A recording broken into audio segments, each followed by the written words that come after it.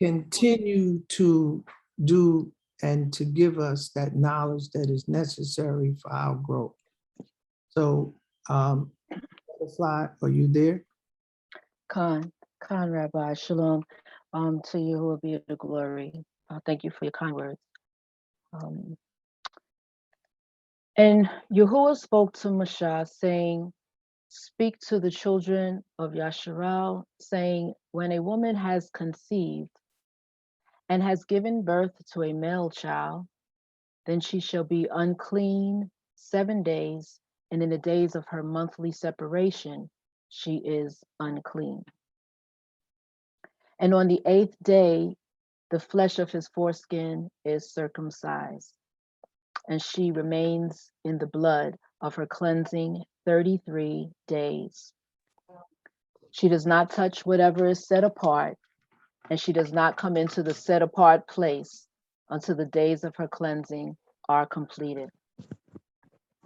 But if she gives birth to a female child, then she shall be unclean for 2 weeks, as in her monthly separation, and she remains in the blood of her cleansing for 66 days. And when the days of her cleansing are completed, for a son or for a daughter, she brings to the priest a lamb a year old as an ascending offering, and a young pigeon or a turtle dove as a sin offering to the door of the tent of appointment. And he shall bring it before Yahuwah and make an atonement for her. And she shall be cleansed from the flow of her blood. This is the Torah for her who has given birth to a male or a female. And if she is not able to bring a lamb, then she shall bring 2 turtle doves or 2 young pigeons, one as an ascending offering, and the other as a sin offering. And the priest shall make atonement for her, and she shall be clean. That's Mikara, Leviticus 12, the complete chapter. Praise Yahuwah Elohim, the Elohim of our fathers of Abraham, Yeshachak, and Yaakov, called Yasharal, the mighty one of Yasharal, in whose name we trust. Greetings, Shalom Aleichem, Yasharal. Welcome back as we return to assemble for the 8th new moon. And after a sabbatical month of the shofar blast, which was Yom Teruah, the feast of shout, feast of trumpets, and the feast of tabernacles, Hasakut, fast and affliction and confession, Yom HaKafarim. I mixed order on that. Of course, Yom HaKafarim is the 10th day. The first day of Sukkot is the 15th day. And in Ha-Shemini Atzarat, the 8th day assembly, the last day of Sukkot. These were the last 4 of the 7 annual Shabbat. The first 3 being the first and last days of Ha-Matzot, which is the feast of unleavened bread, and Ha-Shabbayet, which is the feast of weeks or first fruits. Mikara, Leviticus 23 is a good foundation for review of the appointed times of Yahuwah. And it is good and pleasant for Mashapaka, the family, to dwell together in unity. But if you have but you and the unseen Malachim, you get your shofar, your tambourine, your plate of food, and you blow that shofar, you shake that tambourine, you prostrate before Yahuwah, your Elohim, and invite the presence of the Ruach HaKodesh, and break bread and worship with the host of Hashamayim, with the host of the heavens. You don't need anybody's permission or agreement, because if you look around, in most cases, you will be the only one or one of a very few in your immediate surroundings. But you do what you know is right and righteous before Yahuwah. Other than the seventh day Shabbat, there are only 7 days in the entire year that Yahuwah says, stop everything and rest in Yahuwah. So whether or not you hear from the rabbi, myself, or anyone else, observe those set apart days. Yahuwah of hosts, the Elohim of Yasharel, says in Jeremiah 7:23, but this word I did command them, saying, obey my voice, and I shall be your Elohim, and you shall be my people, and walk in all the ways that I have commanded you, so that it will be well with you. And therefore, as stated in Yeshayahu, Isaiah 1:19, if you submit and obey, you shall eat the good of the land. So no matter who do or who don't, who will or who won't. Elohim, Psalms 118:8 reminds us it is better to take refuge in Yahuwah than to trust in man. So again, greetings and shalom. Abundant blessings upon each household represented on this call, and to the Yasharun in the diaspora scattered across the four corners of the earth. Shalom wa baraka to the rabbi, his lovely wife, children, siblings, and family. I ask that Yahuwah bless the Yasharun on this day and in the days to come. Forgive us, O Yah, heal us, O Yah, and shine your face upon the Yasharun and show us favor.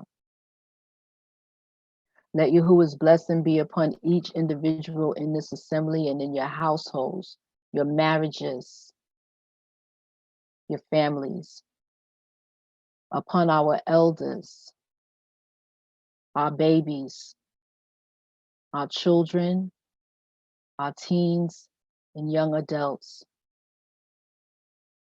our fathers and mothers in waiting with child, and blessings upon the child within them yet to be born. Bless our babies that shall be, but have not yet even been conceived. Bless, O Yah, Yasharel in the diaspora. Bless our health, our well-being, our comings to and fro, our food, our water, our shelter, and our raiment. Cleanse our land, O Yah. Heal our land, O Yah. Remove the blemish and chaff from our land, O Yah. Purify our land, O Yah.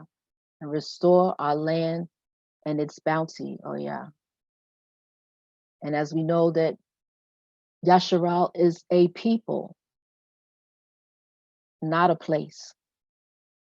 Return the apple of your eye, O Yah, a people of excellence, back to our land, O Yahuwah, the land which you swore to our fathers, to Abraham, to Yeshachak, and to Yaakov, to give to them and their seed after them. Zabarim 1:8. Hallelujah. Yeshana Barakabah Bashem Yahuwah. Hosanna. Blessed is the one who comes in the name of Yahuwah. So we are reorientated by way of time and seasons. And it's imperative conscious to our consciousness as we journey on this path of rediscovering our identity. The time and seasons are locked into the mighty name of Yahuwah. Just in the same way, like you and myself, people know us, people who know us associated with our birthday or our zodiac sign or when we met or when we went to school together, et cetera, et cetera. These are all times associated with the person. So same as with our Elohim. This is the 8th month of the year, known also as Bull before Babylon, and Mar Haswan post Babylon. And this period of time is time being October, November. And Octo, even in the sun calendar, in Latin means 8, but it's pitched as the 10th month of the year in the Gregorian calendar, which we know is based on the sun and is also based on finance. October, November, December, these are the darkest days of the year. They're dark as far as the length of the days, and they're the darkest spiritually.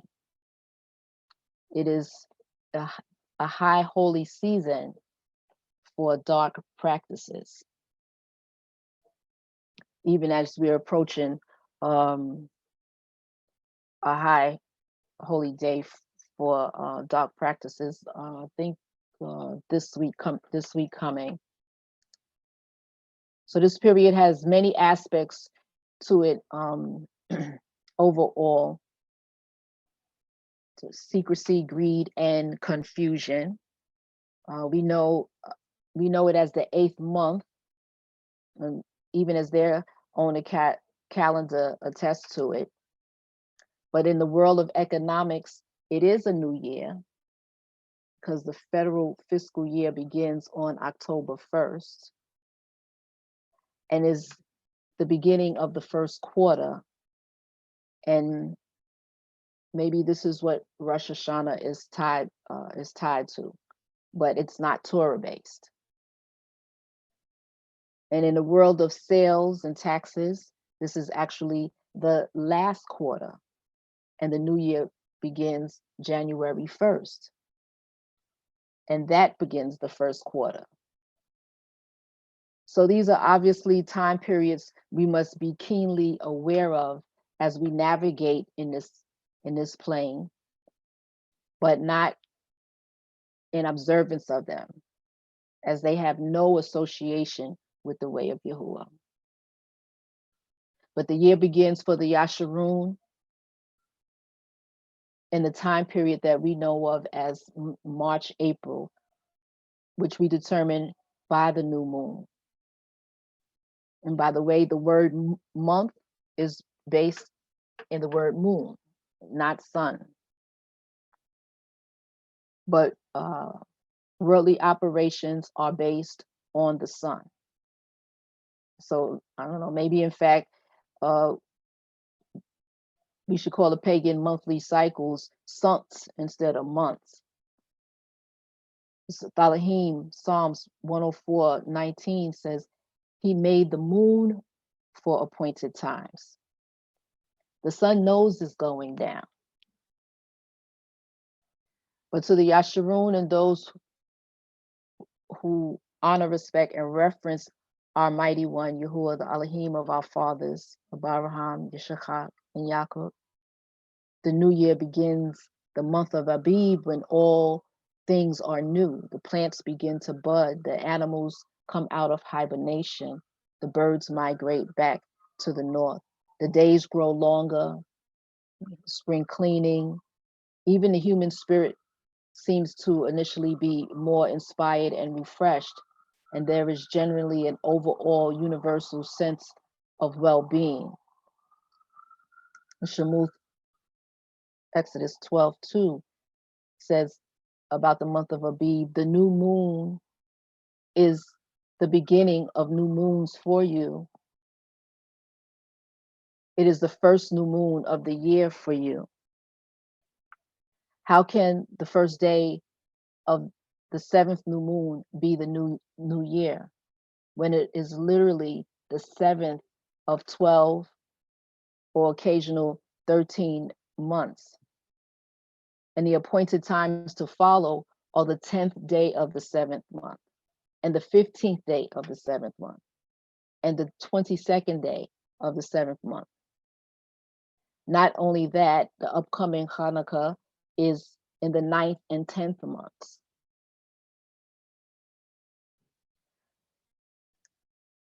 You can do a quick, lazy search, not even any deep research, and you'll find that after lots of babble and talking around the topic of Rosh Hashanah, that it was never a new year, nor even called a new year, but Yom Teruah, known as the Feast of Trumpets. So I'm kind of going back to go forward because we didn't um, meet last month, but this is just to kind of even review that topic. Um, the season is called the end of the year because it's the last of the year's great harvest, not because it's the beginning of a new year. So we must keep a watchful eye. There will be a lot of subtleties, blatant lies, and distractions flying around every which way, as I'm certain that we all are aware of or have firsthand experiences with. But men, you must. This is your culture and your offering on behalf of you and your household and your prosperity after you are no longer physically present. So your obedience to Yahuwah is establishing order in the household, and it's also teaching the younger males how to lead. Shemuel Aleph 1:3, 1 Samuel.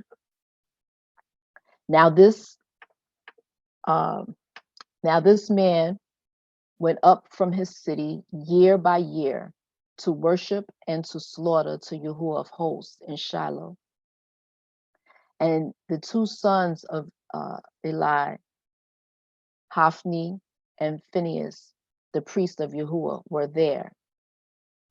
So when you see this wording appear like that, year to year, this is referring to an annual set apart feast time. It is not saying specifically is Sukkot or is that is Hamatzuth or the Feast of Weeks. It's not saying that specifically, but when you see that it says year to year, you know that it's one of the seasons where the men come before Yah. Agriculturally, again, the ingathering at Sukkot ends the harvest year, but not the year, but the year of harvesting. And Shemuth, Exodus 23:16, the festival of the harvest, the first fruits of your labors, which you have sown in the field, and the feast of the ingathering at the ongoing of the year, when you have gathered the fruit of your labors from the field. The 8th month is the beginning of the 4-month rainy season that follows the summer drought. The early rains soften the land in order to plow. It's just the perfection of everything. The heat dries the soil, makes it like almost like hard like clay. But then we get the rainy season that softens the soil where we can turn over the land and begin to start the planting process for the spring season. And this is when we meet towards the end of the year and the beginning of next year, and we're looking for the buds. This is the work that we're doing now. This is the overtime that we're putting in during our hibernation season. And we might not be in an agricultural environment, but we can practice that ethic even in an urban setting or wherever we are now. This is the hibernation time, time for Yasharal to be a little quiet, a little still, not travel. And so that we could maybe put extra time into our businesses for the entrepreneurs, or we could put extra time into our work if we work a job or a career. And then we can stack our resources and then see that bloom in the springtime, see what all of our work and our plowing, the fruit of our plowing. So the eighth month is the start of the 4-month plowing and planting or sowing season. It's the rainy season. It's also the time when the wells are replenished. Some things that have taken place in the eighth month. In Malachim Aleph, 1 Kings 6:38, and in the 11th year, in the month Bull, the 8th new moon, the house was completed in all its matters and according to all its plans. Thus he built it for 7 years. And this is regarding the house that Solomon built, the house of Yahuwah that Solomon built. Malachim Aleph, 1 Kings 12, 32, 33. And Yarabim performed a festival on the 15th day of the 8th new moon, like the festival that was in Yehuda, and he offered on a slaughter place. So he did it at Bethel, slaughtering to the calves that he made. And at Bethel he appointed the priests of high places, which he made. And he made offerings on the slaughter place, which he had made at Bethel on the 15th day of the 8th new moon, in the new moon which he had devised in his own heart. And he performed a festival for the children of Yasharel and offered on the slaughter place and burned incense. Maybe this is the root or beginning of the Oktoberfest or Halloween, because this is not a practice of Yahuwah. So we see that there's nothing new under the sun. Zechariah 1, 1-6, his prophetic vision. In the 8th new moon of the 2nd year of Darius, the word of Yahuwah came to Zechariah, son of Barakiah, son of Edo, the prophet, saying, Yahuwah was very wroth with your fathers, and he shall say to them, thus said Yahuwah of hosts, turn back to me, declares Yahuwah of hosts, and I shall turn back to you, declares Yahuwah of hosts. Do not be like your fathers, to whom the former prophets proclaimed, saying, thus said Yahuwah of hosts, turn back now from your evil ways and your evil deeds. But they did not obey or give heed to me, declares Yahuwah. Your fathers, where are they? And the prophets, do they live forever? But my words and my laws, which I commanded my servants, the prophets, did they not overtake your fathers? Then they turned back and said, as Yahuwah of hosts planned to do to us, according to our ways and according to our deeds, so he has done with us. In the book of Jubilees 28:20, when Leah saw she had become sterile and could no longer have children, she envied Rachel, and she gave her handmaid Zilpah to Yaakov, to wife, and she conceived and gave birth to a son, and Leah called his name Gad. On the 12th of the 8th month in the 3rd year of the 4th week.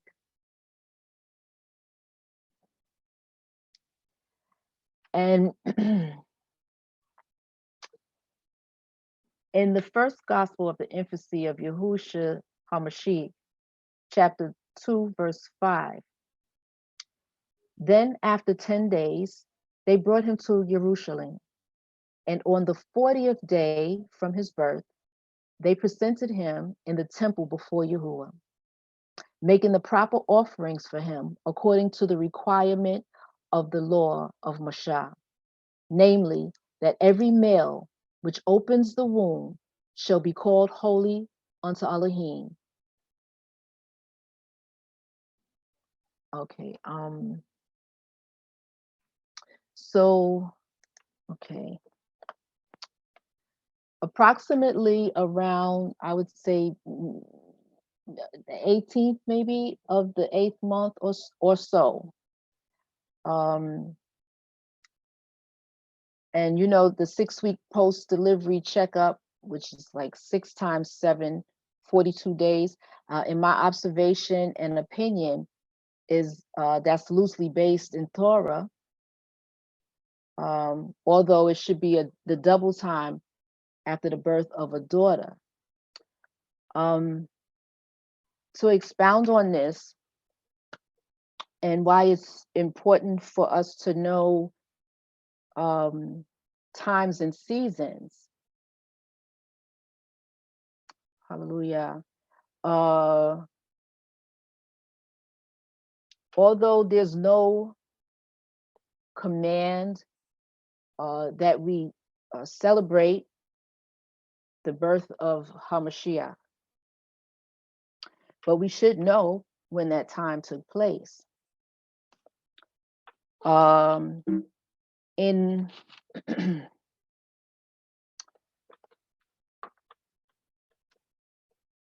bless y'all. Okay, because I have a lot that I want to say to you. Okay. Hamashiach, Yahusha, was born on the first day of Sukkot. He was circumcised on the last day,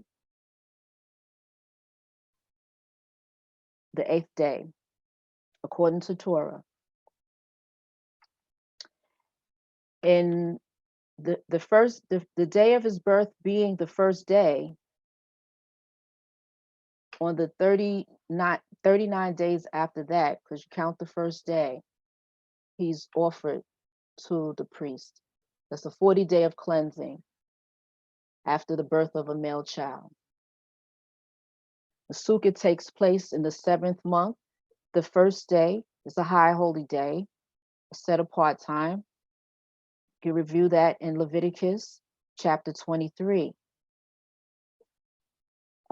It may say the Feast of Tabernacles, it may say tents, it may say booths, but we know that we're talking about the same appointed time. So with him being born on the 15th day of the 7th month, the high day of Sukkot, the 40 days of cleansing will bring us into the 8th month. So you can more or less maybe do the math yourself. I calculated maybe it's around the 18th day of the 8th month. I don't know that matters per se. It's not anything for us to worship, but it's what we should know. Also, in my observation,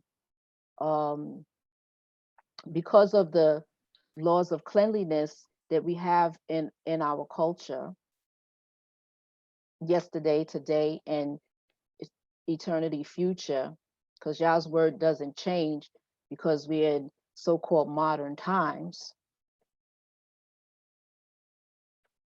We can see everything that's wrong with this world because not following the Torah. With health and eating, education, everything. If it's not based in Torah, it's going to be just a ball of confusion. But in my observation, the Hebrew women, the Yasharun, they conceived around the same time, because you're eating well, worshiping, and you're guided by the moon, just like the moon affects the tides and the animal flow. It also affects the monthly of a woman. And so a lot of times, very often times, women would deliver around the same time, because your moon happens at the same time. So you have the same period of general period of cleansing, which is a 2-week period of cleansing where you're separated from your spouse. And then the coming together, everyone is conceiving around the same time. So they're delivering around the same time. And this is why, if you remember in Matzarim in Egypt, when they wanted the midwives to kill the babies,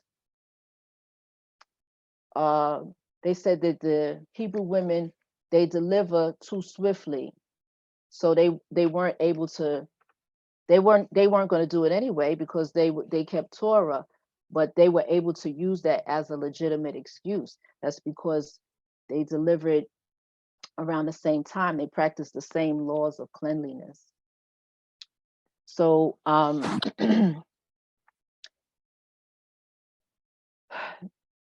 just to mention that it was this month, the 8th month, that Yahushua HaMashiach was presented after the 40 days, after his mother's 40 days of cleanliness, of cleansing. That's when he was presented, around this time, sometime in this month cycle. So I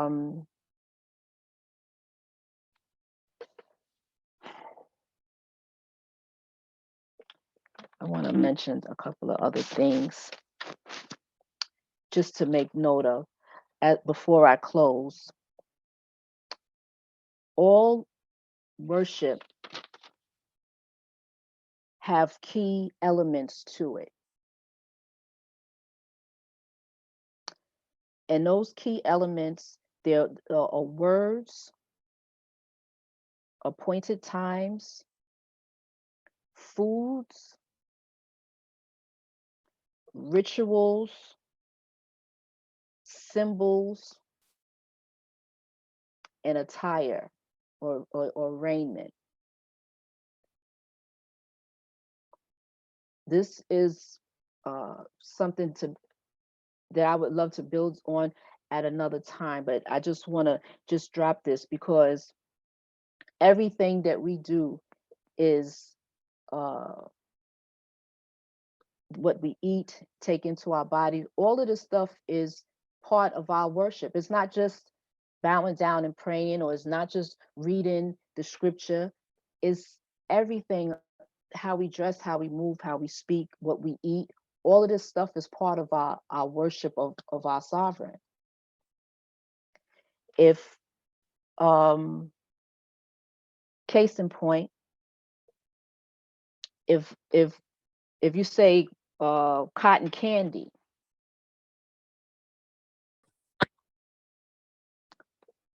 what may come to mind might be a carnival, a circus, because this is the food of that ritual. This is the food of that practice. If you say hot dogs and beer, what will come to mind? Maybe a baseball game or football game or something like that.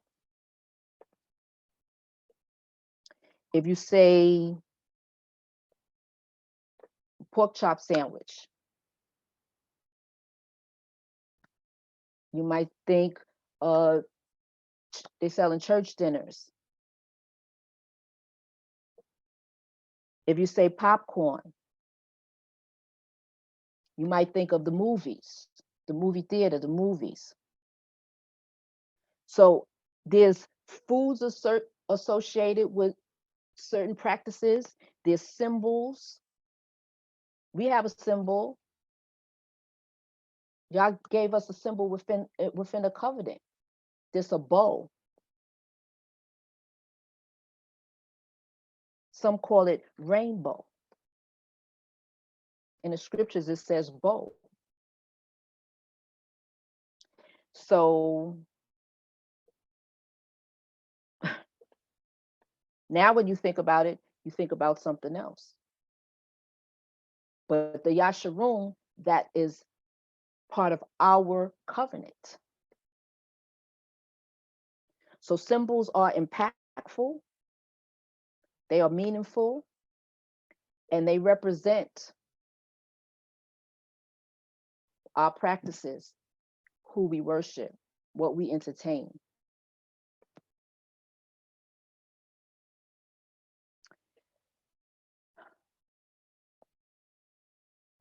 I'm going to close with Luke 10:2-12. The master, the harvest indeed is great, but the workers are few. Therefore, pray the master of the harvest to send out workers into his harvest. Go, see, I send you out as lambs in the midst of wolves. Do not take a purse, nor a bag, nor sandals, and greet no one along the way. In whatever house you enter, first say, peace to this house. Shalom Aleichem. And if indeed a son of peace, a son of shalom is there, your shalom shall rest on it. And if not, it shall return to you. And stay in the same house, eating and drinking whatever with them. For the laborer is worthy of his wages. Do not move from house to house. And into whatever city you enter, and they receive you, eat whatever is placed before you. And heal the sick there, and say to them, the reign of Elohim has come near to you. And it is whatever city you enter, and they do not receive you, go out into its streets and say, even the dust of your city, which clings to us, we wipe off against you. But know this, that the reign of Elohim has come near to you. And I say to you that it shall be more bearable for Sodom in that day than for that city. Jacob, James 5:7.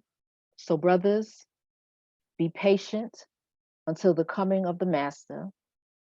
See, the farmer waits for the precious fruit of the earth, waiting patiently for it until it receives the early and latter rain. Blessed be the name of Yahuwah. Bless his people. Bless you, Yasharum. Rabbi, thank you. Reminder to mute your line as we welcome Rabbi as he brings us a lesson on the last days. Glory be to Yahuwah. Shalom, my brothers and sisters in love and the deepest of the spirit of Yahweh. And I'd like to thank you again, Butterfly, for the in-depth of what the new moon represents. And I like that the spirit will continue to endow you with the source of information, because it is definitely everything that's written in the Torah. So may Yahweh bless you and your family and increase you in all the things that establish us to be great servants and definitely unto Yahweh God in every way. I'd like to open this up by saying to you is that when you open up the Torah, you're in the thoughts of Yahweh. You are a master. You are the masters of the world. And the Torah is the master book. And therefore, we cannot talk to you like you talk to children because you are the gods of this earth. And you have to understand that the Torah is to bring you up. When it says in, in Isaiah 29, verse 11, and the vision of all. The vision, who vision? What vision? The vision of all, but where is the vision coming from? It's coming from Yahweh, all of it, to you, because you are the one to possess it. And therefore, it calms you down, it gives you direction. The Torah is the documentation of, everything is in it. Mathematics, chemistry, botany, I mean everything, there's nothing missing. Traveling through the different dimensions. But let me go back and I want to address you as humbly as possible because you are definitely the people that have been made a covenant with Yahweh God. And anybody that comes before you must understand royalty is before me. So I must do and understand that Yahweh loves you. And those that say they stand up to teach you must understand that this position they take is a great position, but to obtain it properly is to pray and have a connection. So I'd like to start out explaining to you about the last days. In Genesis 49, verse 1, it said, Jacob called unto his sons, gather yourselves together. I may tell you that which shall befall you in the last days. So he gathered the 12 together to explain to them their journey. He said, Judah, you shall be in the neck of your enemies. You're going to have a hard time, Judah. They're going to slap you around, beat you down. That's why it says, and that's Genesis 49, verse 8. It goes on to say that even Moses in Deuteronomy 33, verse 1, it says, this is the blessing wherewith Moses, the man of God, blessed the sons of Israel. Before he died, he says, and this is the blessing of Judah. And he said, hear Yahweh, the voice of Judah, and bring him unto his people.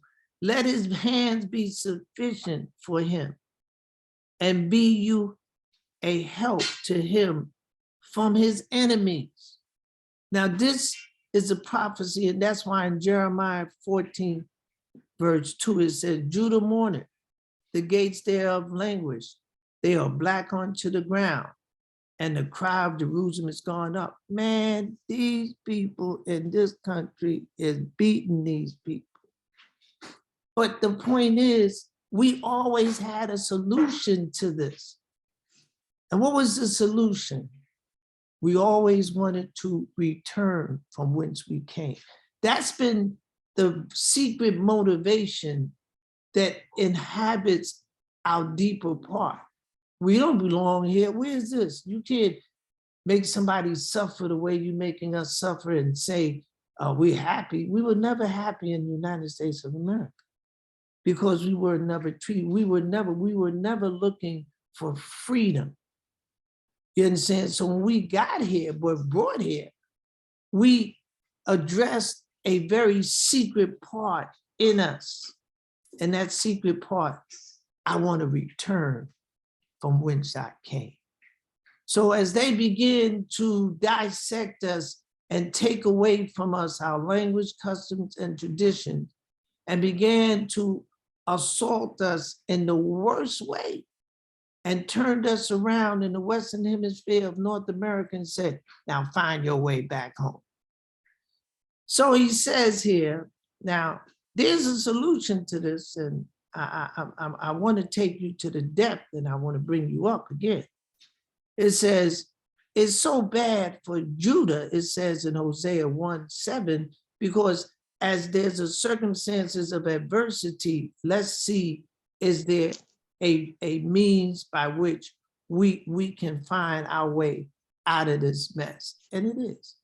And it says, Hosea 1:7, but I will have mercy upon the house of Judah and will save them by Yahweh their God, and will not save them by bow, nor by sword, nor by battle, by horsemen, nor by horsemen. He says, forget about, that's why he told Judah, he said, you don't have no power to stand before your enemy. Shut up and sit down. What? You mean I can't? Brother, sister, shut up, sit down. That's why he says the teachers, comfort ye, my people. What was the comfort? It was the word that we will trust, that we will trust in the word, which is the name of Yahweh God, that we would infuse ourselves into whatever we would be presented to us. We could put the fire out. Now, let me go on and finish up. I don't want to lose, because I have a lot that I want to incur. It says, Zechariah verse 4, verse 6, it says, not by might, nor by power, but by my spirit, said Yahweh of hosts. Now, why did he say that? Because you got to understand your name. What's your name? What is your name? Your name, what did he say to you? And that he says, and he said, your name shall be called no more Jacob, but Yisrael. For as a prince have you power with Elohim and with man, and shall and will prevail. So your name is your source of being able to prevail through anything. But you have to understand that when you're reading the Torah, you're entering into a thought form that's higher, but Yahweh is going to bring you up. If you do if you do what is necessary, that spirit will deal with you, because he said, I love those that love me. And you can only show love to Yahweh in one way, by keeping the commandments. Now, let me go on. It says, our language and customs was violently taken away. There is no words that can express the continuous horror that the captive slave brought from Africa and sold on the auction blocks as chattel slaves has endured to this present day. This is an ongoing situation, but Yahweh said, the 12 tribes of Israel is not defeated in the United States of America. When we return and keep all the commandments. See, you only defeated when you leave Yahweh's way. He said the commandments is the 12 tribes of Israel, protection and shelter. Remember, Yahweh only made a covenant with one people, the 12 tribes of Israel. See, what I want you to understand, you're not lost, is who is talking to you to bring you up to the majesty of your greatness. You understand what I'm saying? You have all the means of success. It's just that's when you keep the Shabbat, you have time to think. You have time to communicate to the Ruach. You understand what I'm saying? If you're working, then you know, when I was working, I said, Yahweh, I really like to keep the Shabbat. Would you really help me? Yahweh, help me. I was able to keep it. We are here to overcome the impossible. And we have to understand, our name is Yeshua Allah. And I'm going to, I want to continue to bring you to understand that we have already left America. See, you got to understand, we don't want to be here. Ain't nothing here for us. But where we gonna go? Because they robbed us. So we have this desire and this yearning in us. But we said, well, man, like, where can we go? So we have settled down. And as Yahweh has said, Israel, just take your time. I'm not going to leave you. But it goes on to something else that I don't want to sidestep. It says, what Yahweh said to the 12 tribes of Israel, and you shall bring, and it shall bring you into Egypt again with ships, and you shall be sold unto your enemies for bondmen and bondwomen. Deuteronomy chapter 28, verse 68. And among these nations shall you find no ease, and your life shall hang in doubt, and you shall have no power to stand before your enemies. Leviticus 26, verse 37. They that hate you shall reign over you. Verse 17. Cry unto her that her warfare is accomplished. Now, this is what Yahweh was telling me. He said, fear not, you worm Jacob, and you men of Israel. I will help you, said Yahweh, your Redeemer, the Holy One of Israel. At that time, I will bring you again. I will make you a name and a praise among all people of the earth. When I turn back your captivity, he said, I'm going to turn it back. Now, let me go on to show you the decadent place we live. It goes on. You can write volumes of this. I don't want to keep you no longer than I should. It says, America holds a unique position in the history of the earth. Her rise to global power is less than 500 years. And her rise to power has been ruthless and scandalous with her power. When the worst of England's criminal community was put on ships and settled in the Western Hemisphere on prime real estate, they were released from the dungeons of England's prison system. This was a penal colony.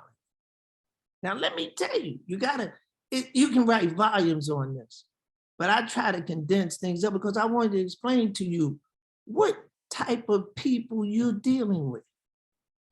Releasing this abomination into fertile ground was proven a great misfortune for the inhabitants of the earth. They would totally destroy the native Indians that helped them to survive the winter crisis. One method they used to exterminate the native Indian was blankets infested with smallpox. Listen to me. These are not a peaceful people, but a people cunningly evil. Let me read it again. One method they used to exterminate the native Indians was blankets infested with smallpox. These are not a peaceful people, but a people cunningly evil. Because you got to remember, they were helped, they were dying, they were finished. And who helped them out? The very people. And what did Yahweh say?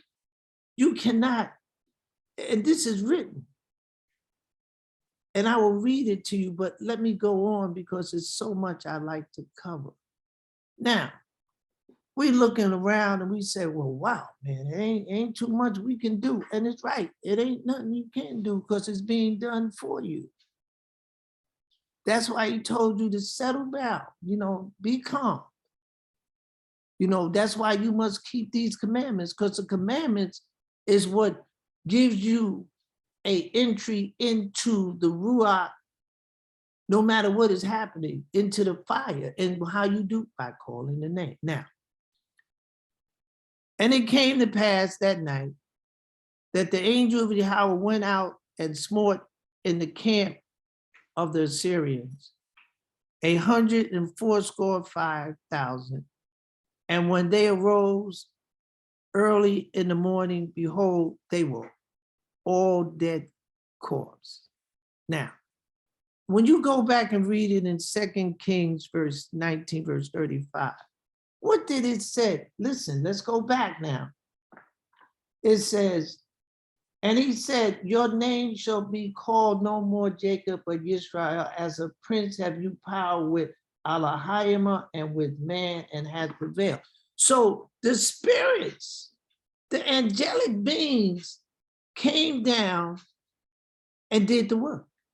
When we go into 2 Chronicles, it says, our God, will thou not judge them? For we have no might against this great company that cometh against us, neither know we what to do, but our eyes are upon you. And all Judah stood before Yahweh, their little ones, their wives, and their children.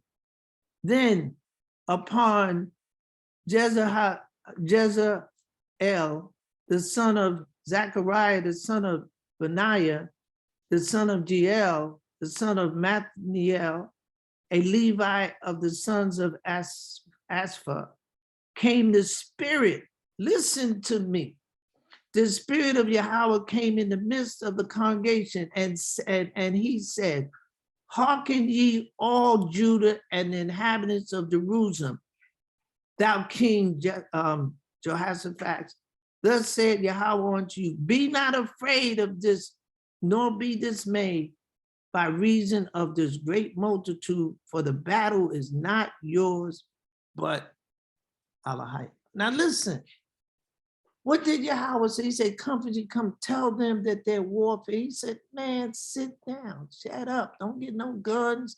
You don't need the word, because this fight is mine. And Yahweh said, you have no power, Israel. What you get? You can't stand before nobody, because every time you come as a beggar. Oh, will you please give me something? Why? Because you have not situated yourself in the Ruach of Yahweh God. He said, gather yourself together, O nation not desired. I'm saying this to you, and you can go in here and disprove it, because I'm coming out. He said, don't worry about that. This multitude, I'm gonna wipe them all out, because you are angelic. You have power with the angelic beings according to your name, Yisrael. Go back and look at the name. It said Judah rules with the God. Go back and read it. This is who you are. And they have shrank you down because they have talked to you like they teach children. You are a master. And when you keep the commandments of Yahweh, you do mastery things. And what's that mastery things called? Order. Order, you begin to think better. You begin to act better. No matter what comes in your life, it's all going to work out. Why? Because the order is in the Ruach of Yahweh God. Now I'm telling you, I'm 75 years old, and I've lived this. I've lived this, and I'm telling you, you people ain't got no choice, because you ain't got nobody that's gonna help you. This stuff that's written in the Torah is your only help. It's only, if you tell me, well, you got a gun, you know karate, you're gonna get a gang, please. You are the gang. Your protection is in the name of your God. To call on him all the time. You gotta lie, Yahweh, you gotta lie, Lahayimah. You can say that walking down the street. My brothers and sisters, you're the masters of the planet. You're the master of the creation, because Yahweh said, I'm one with you. He's so possessed. He said, I shall return to Jerusalem and I shall dwell in the midst. He said, wait, the people, We're in heaven. He ain't saying in heaven. He said he's with you, Israel. So I want you to relax.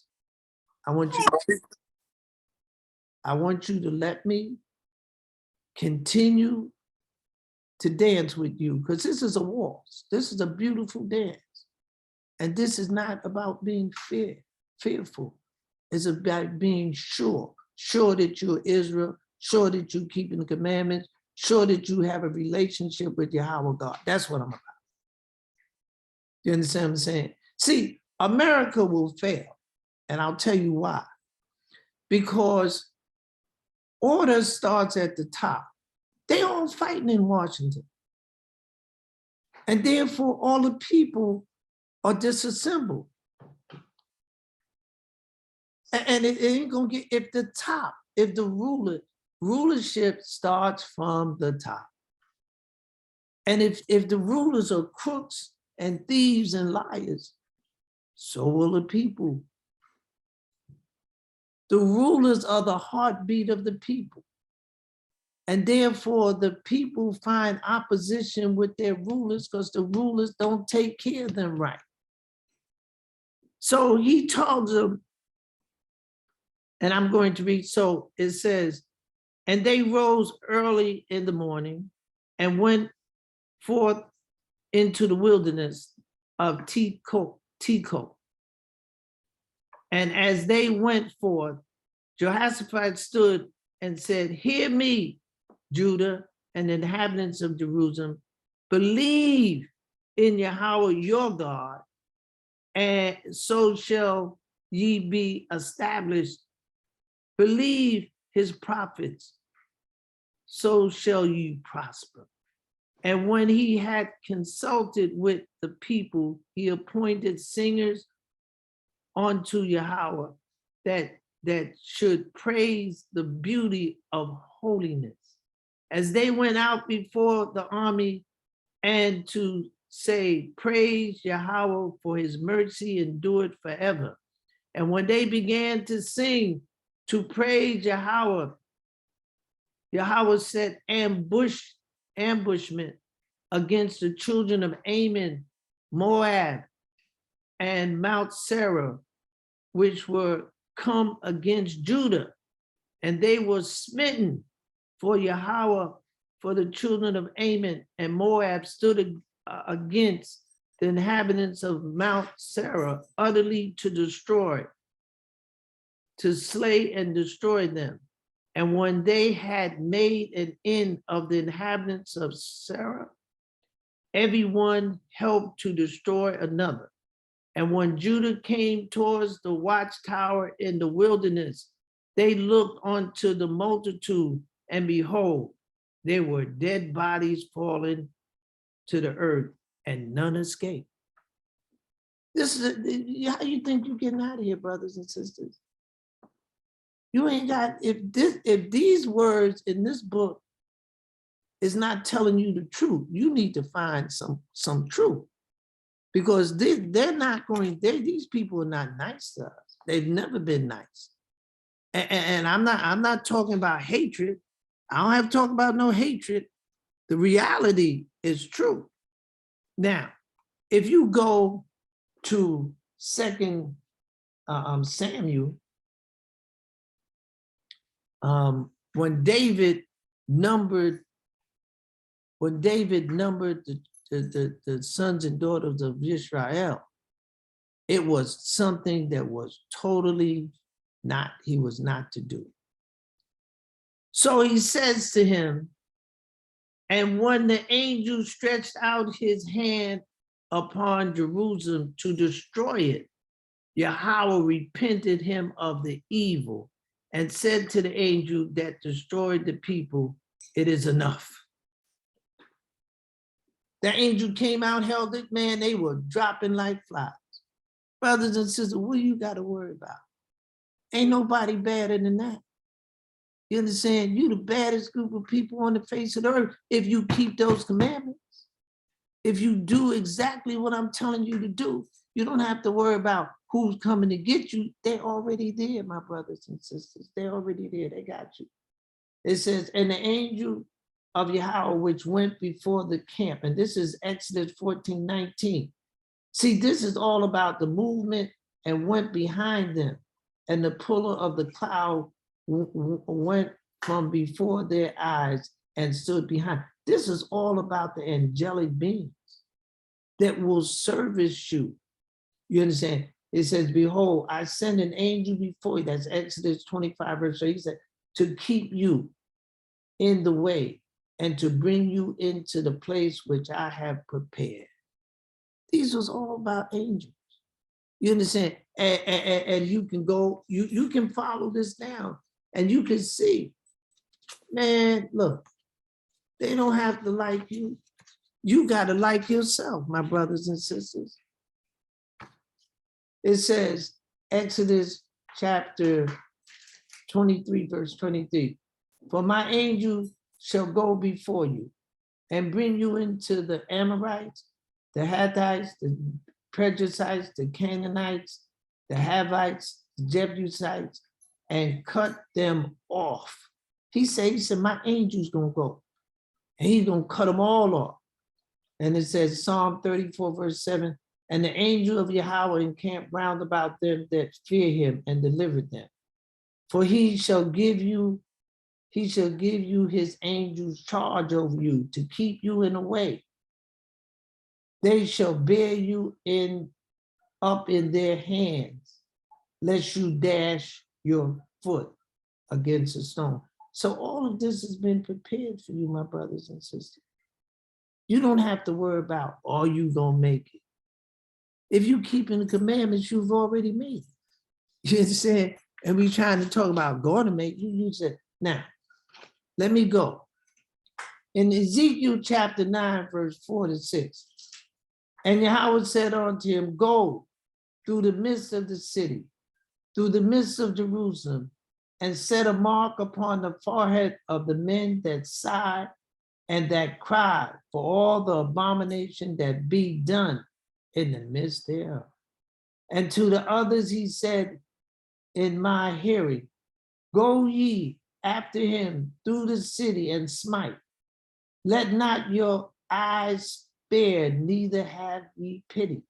Slay utterly old and young, both little children and women, but come not near any man upon whom is the mark, and begin at my sanctuary. Then they began at the ancient men which were before the house. So he sent his angels. He said, go forth, slay them all, have no pity. That's right. They were doing evil. Yahweh said, go forward. I don't want you to pity nobody. And them angels don't play. They don't play. When Yahweh gives them a job, they go forward. And they are nothing to play with. But they have a kindness. And Yahweh said, put that mark on it. And don't touch that one that has that mark. It said the 12 tribes of Israel prosperity. Keep therefore the words of this covenant and do them, that ye may prosper in all that you do. That's your prosperity. That's Deuteronomy chapter 20, 29, verse 9. The tribes of Israel has total trust and confidence in the words of Yahweh. That's your total confidence. We have total confidence in Yahweh's word. We trust his word. That's why he said, I shall leave a poor and afflicted people, and they shall what? Trust in my name. He said they're going to trust in my name. They poor and afflicted, but they're living, and their heartbeat is to the service of Yahweh's will. For my thoughts are not your thoughts, neither are your ways my ways, said Yahweh. For as the heavens are higher than the earth, so are my ways higher than your ways, and my thoughts than your thoughts. So Yahweh is putting everybody in place. He says, you're going to look at my thoughts and say, oh, why would that? Yahweh said, look, stop comparing me to how you think. And we have to learn that Yahweh's everything Yahweh does is right. Everything. He doesn't make no mistakes. It says righteousness in the name is our shield. Our righteousness is our shield. In the holy name. See, we got to understand, in our righteousness, in the name is our shield. So we as righteous people, we enter into the name of Yahweh God, into the holy name, and we are shielded by the, he says, words of the Torah is our shield. Light is sown for the righteous and gladness for the upright in heart, because it's the light frequency that you oscillate. And you know, I've been teaching this for a long time about light frequency, but that's another. It says the wicked believe in mistruth. Yahweh God has given the tribes of Israel the victory, and the wicked is fighting a fight against themselves. It has nothing to do with us. If you're gonna keep those commandments, the wicked believe they can solve anything with computers. Because of global communication, the world will see and hear how Yahweh our God will deliver his chosen people from captivity. This is gonna be shown all over the world. It says, what the wicked fears most is losing control. So in Genesis, the anatomy of the soul, it says, and Yahweh formed man of the dust of the ground and breathed into his nostrils the breath of life, and man became a living soul. So what did man have? He has a tongue, a mouth, a voice, which words, and he is the Napash. So what did he say? And death and life are in the power of the tongue. You got a tongue. This is the anatomy that Yahweh gave you, that you will have power. You are snared by the works of the words of your mouth, and you are taken by the words of your mouth. So when we learn how to address through Torah, and keep our mouth pure, so that when we utter things, when we utter these things out of our mouth, it will be said the remnant of Israel shall not do no iniquity, nor shall any lies be found. Where? In their mouth. Your power is in your mouth. You got to learn to use it, become conscious of it, and by keeping the commandments. It says here, the wicked, Psalm 10:7. His mouth is full of cursing and deceit and fraud, and under his tongue is mischief and vanity. Proverbs 12, verse 14 says, a man shall be satisfied with good by the fruit of his mouth. You are snared by the words of your mouth. You are taken by the words of your mouth. That's Proverbs 6, verse 12. Death and life are in the power of the tongue, because you got a tongue. That's Proverbs 18, verse 21. I'm showing you how to move. And the burden of Yahweh shall be mentioned no more. For every man's word shall be his burden for you, having perverted the words of the living God of Yahweh of hosts, our God. So Yahweh is telling you how it's working. So it says, though our painful struggle day by day, we have victory when we keep all the commandments. That's your victory.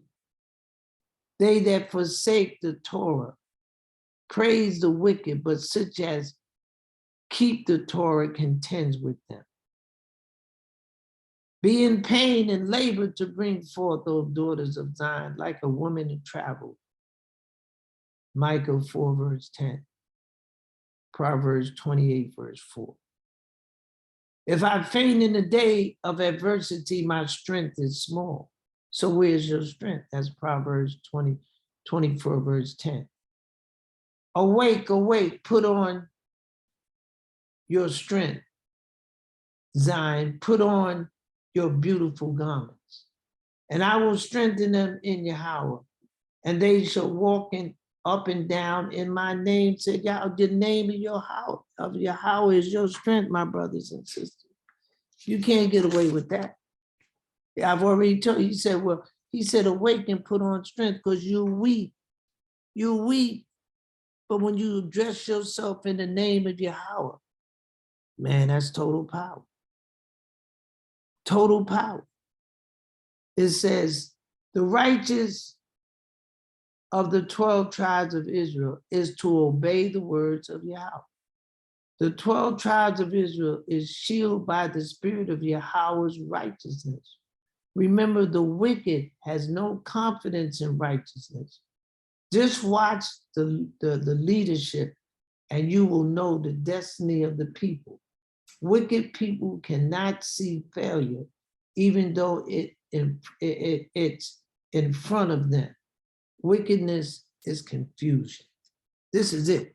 So it's going on, and it says here, the 12 tribes of Israel is connected by obedience to the words of Torah and to righteousness and to the spirit of Yahweh. That's how you connect it. You're connected by obeying the words of Torah, and it gives the Torah, it says, this is our righteousness, we keep all the commandments. And therefore it connects you to the Ruach of Yah. Okay, I'm moving on. I want to thank everybody for giving me the time. I want to, address you because you are the truly the kings, queens. You hold so many titles. And if the world would bow at your feet, it could save itself. But that's all right. They don't have to. But it's who you are. I want you to know who you are so you might survive. We have finished our run in this system. We are waiting for Yahweh. As it is written, to pour upon them my indignation. Therefore wait ye upon me, said Yahweh, unto the day that I rise up to the prey. For my determination is to gather the nations, that I may assemble the kingdoms, to pour upon them my indignation. I will also gather all nations and will bring them down into the valley of Jehoshaphat, and will plead with them there for my people and for my heritage Israel, which they have scattered among the nations and parted my land. For the vision is yet for an appointed time, but at the end it shall speak and not lie. Though it tarry, wait for it, because it shall surely come. It shall not tarry. So Yahweh is telling you, he says, Israel, this way. I know you anxious to get this on. And I want you to get it on. But I want to tell you how important you are. I want you to relax. Because in Deuteronomy chapter 30, verse 7, it says, and Yahweh your God will put all these curses upon your enemies and on them that hate you, which persecute you. So all of those people that has labored to do us so much harm, it says our enemies live a delusion. Yahweh plans vengeance upon nations. Yahweh planned vengeance. It says, revealing the truth. I have not found any dark nations involved in the space program with their own rocket launching capabilities. Neither do they have radioactive plants that they own. Neither have they ignited radioactive atomic bombs in the atmosphere or under the ground or on or in the ocean waters. Radioactive particles have seeped into the atmosphere by waste of biocontaminants. It says the dark The dark nations are not recognized, neither do they have any bio weapons. None. That's a fact. There's no black nation that is involved in it. There's only one group of people that have destroyed this whole planet. This is a fact. And you don't have to go and do no research, just look around long enough. It says the wickedness of this world is the fire of this world that cleans itself. The universe is established by the words out of the mouth of Yahweh. So he says, my covenant will I not break, nor alter the things that has gone out of my lips.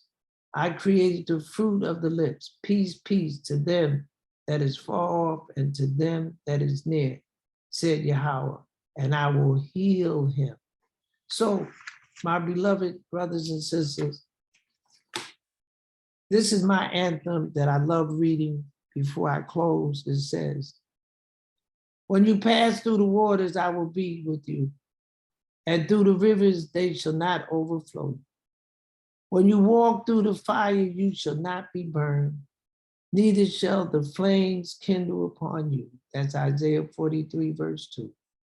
And I will bring the blind by way that they know not. I will lead them in the path that they have not known. I will make darkness light before them and crooked things straight. These things I will do unto them and not forsake them. And that's Isaiah 42, verse 16. Behold, I will bring them from the north country and gather them from the crust of the earth, and with them the blind and the lame, the woman with child, and her that travel with child. Together, a great company shall return. So this is what is happening, my beloved brothers and sisters. And I want you to be strong and know that everything is fine. I want you to keep the commandments, and I want you to know that your God, who is God, he loves you. Wahanaya Shayura Atsaka. Wa Rana na labakura kasadaka. Kaya haya yata masha naba. Laya wama wama na wasa. Vaya wama tisra laya. At saya alayaka azama raha. Kaya laaha yama. Mashagabaya alahaya kasadaya. And I will sing of thy power. I will sing aloud of thy mercy in the morning. For thou hast been our defense and refuge in the day of our trouble. Unto thee, O my strength, I will sing. For Allahayima is my defense and Allahayima is my mercy. My beloved brothers and sisters, we cannot lose this. There's no way you can lose. If you do exactly what I told you to do, man, then don't worry about nothing. Everything has been taken care of. I'm telling you, I'm not telling you something that I don't do. This is how I live. I have nothing else. What can I do? I'm in the total commitment and service to Yahweh God. That's Israel totally. He said, Israel, remember, you are my servant. He said, if he tell you to remember something because he know you have is a greater possibility that you might forget. And he whispers in your ears, he said, Israel, I want you to remember that you are my servant. And he says, Ora waka alahayim ashura la'a asayira tapala daya wachas sadawa ma'ataya. Blessed be Allahayim, which has not turned away our prayer nor his mercy from us. So my beloved you're fine, and you're going to do well. All you got to do is keep those commandments, and you'll be all right. I guarantee it will work out for you. But don't let Yahweh's hand go. And I'm begging you, because I have nothing to give you greater than that. If you listen to all my CDs, if you go on YouTube, I say the same thing constantly. Keep the commandments, because there's nothing else. And when you keep that, everything is well. And may Yahweh bless you in every way. And thank you for your time. I really appreciate that you give me the time, and may the Spirit continue to bless you in every way. And I got great respect and love for you. Amen, my brothers and sisters. Amen. Shalom Aleichem, Rabbi Adams and Sister Sadia, Total Rabbi for the lesson. Shalom Aleichem, Shalom Lekha. And I thank you for the lesson. The lesson was beautiful. Baruch Hashem. Yahweh ha'elohim. Hallelujah. Praise Yah.